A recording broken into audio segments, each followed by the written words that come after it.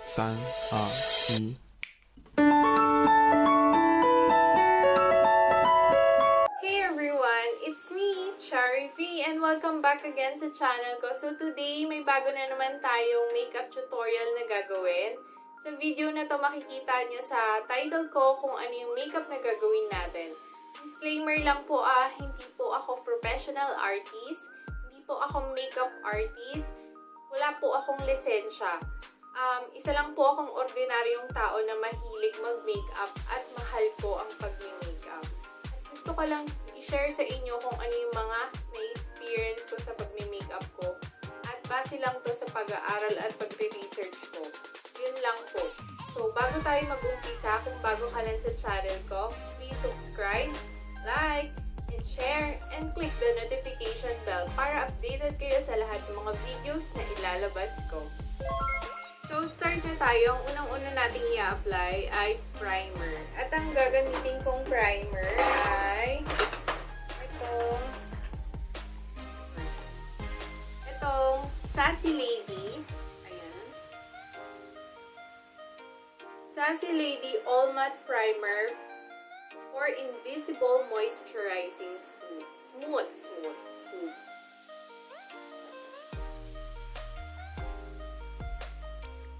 Ina-apply ko lang yung primer sa T-zone para ma-prevent niya yung oiliness ng aking face. Then, next ay magpa-foundation na tayo. Ang liquid foundation na gagamitin ko, itong Mabilis. Ayan. Maybelline Fit Me at ang shade niya ay Pure Beige 235.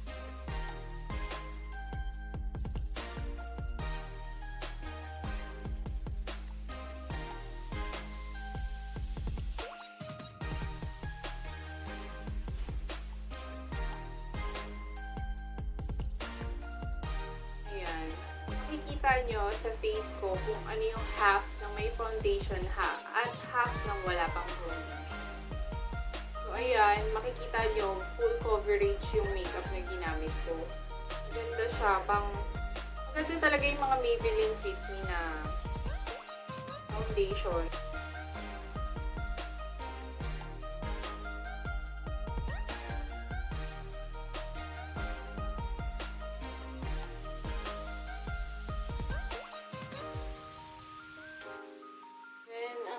Ay mag-concealer tayo. Sace Lady ulit.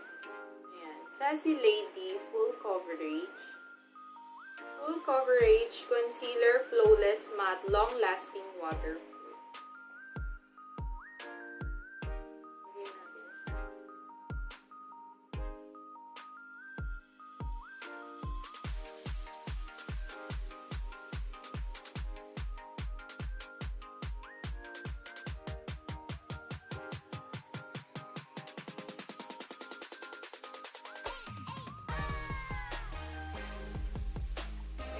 I-blend lang natin ang maayos.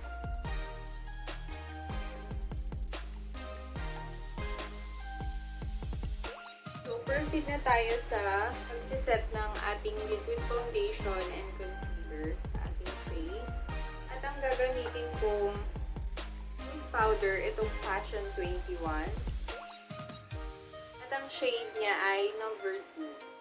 Yan ang kulay.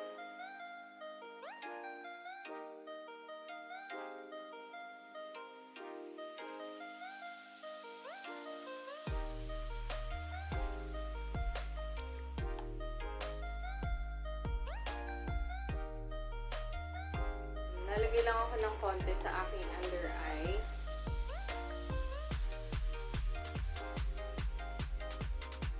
Eyebrow na muna tayo.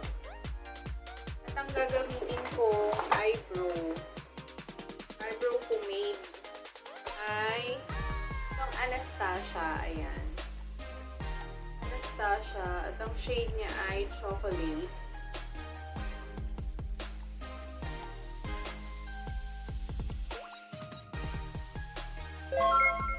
Mag-eyeshadow na tayo at itong Morphe palette.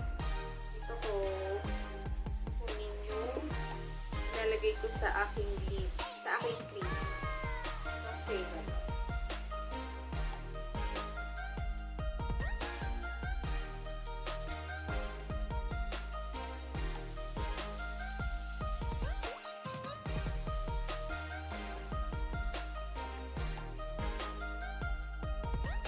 ito naman yung shade na ilalagay ko sa aking lips.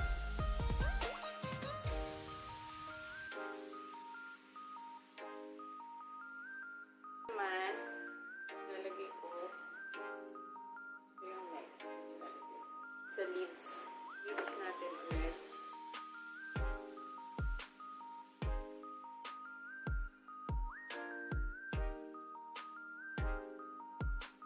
Brown. Ito yung ilalagay ko sa aking outer V.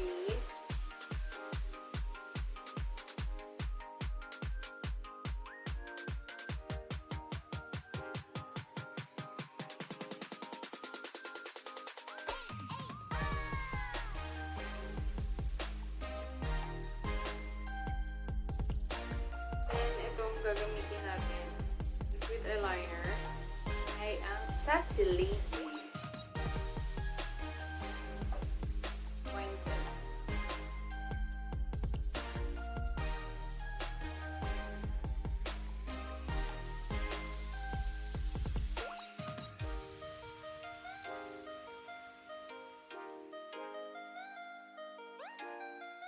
Tapos na tayo sa liquid eyeliner. So, magmamaskara na tayo. And make sure guys na bago nyo i-curl, i-eyelash curler ang inyong eyelash, ay make sure na yung liquid eyeliner nyo is tuyo na para hindi siya kumalat at dumikit dun sa mismo curler.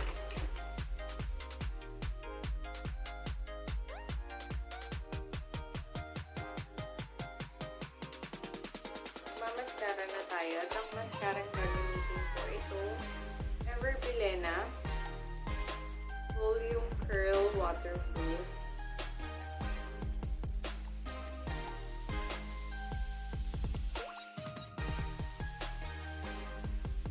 At ang susunod natin ay magpupunter na tayo. At magpo-bronzer muna pala. I-use couple bronzer siya.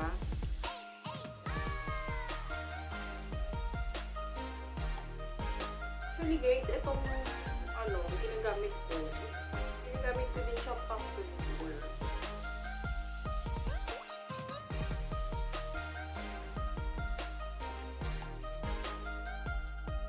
And then, ang next natin is magpo-contour na tayo. At ang gagamitin kong contour, itong Ashley Shine Highlighter and Contour. So, ayan. At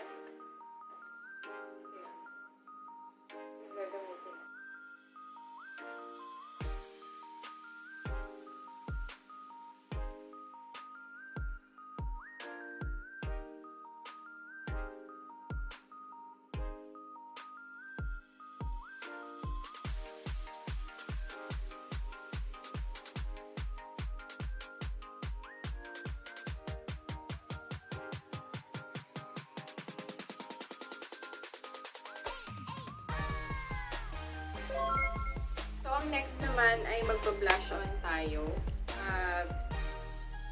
Ito yung i-apply natin. Itong Nichido Cool Rum. Yan ang kulay.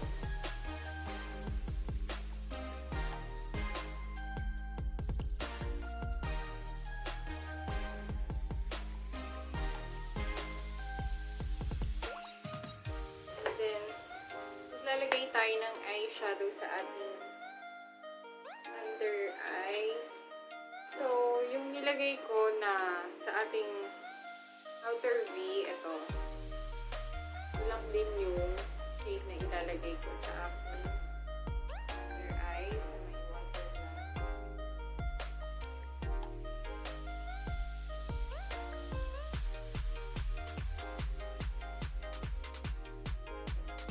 Na tayo. So, maglalagay na tayo ng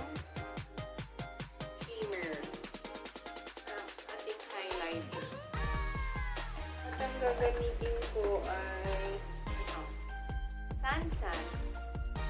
White brush.